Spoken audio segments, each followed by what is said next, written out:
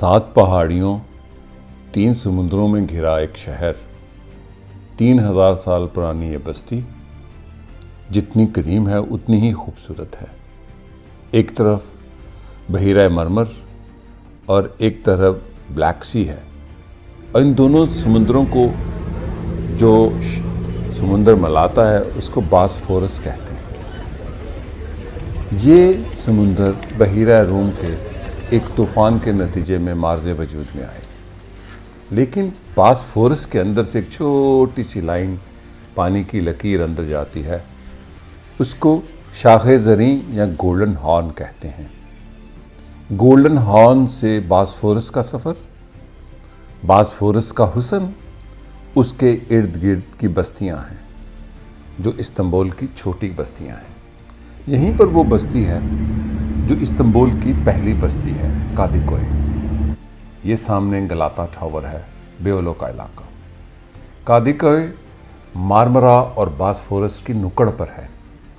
باسفورس مارمرا سے شروع ہو کر بلیک سی پر بحیرہ اسود تک جاتا ہے، اور یہ وہ چھوٹی سی پانی کی لکیر ہے جس کو باسفورس کہتے ہیں۔ جغرافیائی طور پر 2 براعظموں کی سرحد ہے، ایشیا اور یورپ کی۔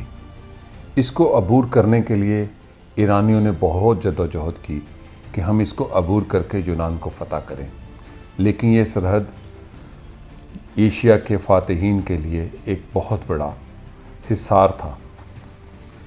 میرا استنبول کا سفر مکمل نہیں ہوتا اگر میں استنبول کے 7 پہاڑیوں کے حسن اور 3 سمندروں کے حسن کو نہ دیکھوں، ان کا نظارہ نہ کروں۔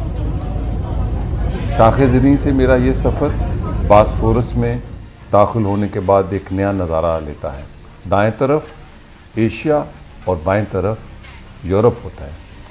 میری کتاب میں ہوں جہانگرد میں اس کا بہت ذکر ہے۔ باسفورس کی تاریخ، اس کے سیاسی جغرافیہ کی تاریخ، اور اس پر دوسرے ملکوں کا دعویٰ، خصوصاً روس کا دعویٰ، کیونکہ روس کا دعویٰ ہے کہ بلیک سی روسیوں کا سمندر ہے، اور اس حوالے سے باسفورس کی تاریخ اور بلیک سی کی تاریخ پڑھنے لائق ہے۔ زیادہ پڑھنا چاہیں تو میں ہوں جہانگرد کو ضرور پڑھیں۔ اس کے ارد گرد کے حسن کے اندر جو چھپی کہانیاں ہیں حکمرانی کی، وہ بھی بہت دلچسپ ہیں۔ یہاں میں چند سطور ہی پڑھوں گا جو باسفورس کے سفر پر میری کتاب میں شامل ہیں، باقی تفصیل آپ خود کتاب میں پڑھیے۔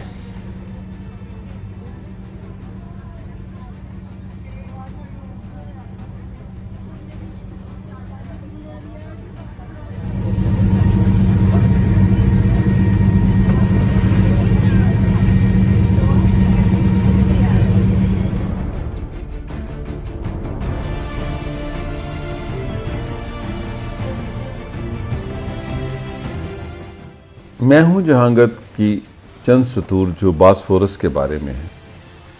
ایمی نونو کو پیچھے چھوڑتے ہوئے ہم باسفورس کی طرف بڑھنے لگے۔ بیولو بائیں ہاتھ اور اس گڈ مٹ ہوتی عمارتوں میں گلاتا ٹاور، دائیں جانب براعظم ایشیا کے کنارے اور اس پر آباد استنبول کے محلے، باسفورس کے بیچ ایک بحری لائٹ ہاؤس، باسفورس کے اندر ایک چھوٹا سا جزیرہ، اس کے اندر ایک قدیم ٹاور، اور ٹاور سے ملحقہ یہ عمارت اس شہر کی قدیم عمارتوں میں سے ایک ہے۔ ترک اسے کز قلعہ کہتے ہیں۔ اس ٹاور سے متعلق مختلف کہانیاں وابستہ ہیں کہ ایک بادشاہ اپنی بیٹی سے بہت محبت کرتا تھا، پھر اس نے خواب میں دیکھا کہ سانپ اس کی بیٹی کو ڈس لیں گے، تبھی اس نے گہرے پانیوں میں اس چھوٹے سے جزیرے میں یہ ٹاور بنوایا اور اپنی بیٹی کو یہاں حفاظتی حصار میں رکھ دیا۔ لیکن مستند تاریخی معلومات کے مطابق بازنطینی دور میں یہ ٹاور بحری جہازوں کی آمد و رفت کے لیے لائٹ ٹاور کے طور پر استعمال ہوتا تھا۔ موجودہ عمارت 1725 میں تعمیر ہوئی۔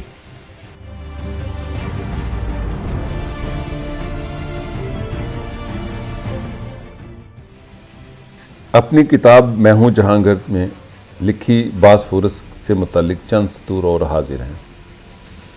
باسفورس کے ایشیائی کنارے اسکودر کا محلہ ہے جس کے بغیر استنبول نامکمل ہے۔ یہیں اس شہر کی پہلی فنیکی بستی آباد ہوئی تھی۔ انسان نے اڑان میں پہلی کامیابی بھی اسی شہر اور باسفورس کے اوپر اڑ کر ہی حاصل کی تھی۔ گلاتا ٹاور سے اڑنے والے ہزار فن احمد چیلیبی ترک نوجوان نے اسکودر کے محلے میں لینڈ کیا تھا۔ عثمانی سلطان مراد چہارم کے زمانے میں ایک ترک نوجوان نے اپنے 6-7 کامیاب پروازیں کر لینے کے بعد جب خبر بادشاہ تک پہنچی، پھر اس کی حیران کن خبر عثمانی دربار تک پہنچی، تو سلطان مراد چہارم نے حکم دیا کہ اس نوجوان کی پرواز کے مظاہرے کا شاہی انتظام کیا جائے۔ احمد چیلیبی کو اسی لیے ہزار فن کہا جانے لگا کہ اس نے اہل شہر کو اپنے سائنسی کمالات سے حیران کر رکھا تھا۔ 1630 میں عثمانی سلطان مراد چہارم نے شاہی اہتمام کے ساتھ انسان کی پہلی مرتبہ اڑان کا نظارہ دیکھا۔ ہزار فن چیلیبی سمندر سے 115 فٹ بلند استنبول کی یورپی طرف سے اڑا اور باسفورس سے 40 فٹ اوپر اڑتے ہوئے 2 میل سے لمبی پرواز کرتے ہوئے اسکودر اتر گیا۔ اسکودر باسفورس کا اہم محلہ ہے جو کادیکوئے سے جڑا ہے، اور جب اسکودر سے سفر آگے بڑھتا ہے تو استنبول ختم ہونے لگتا ہے۔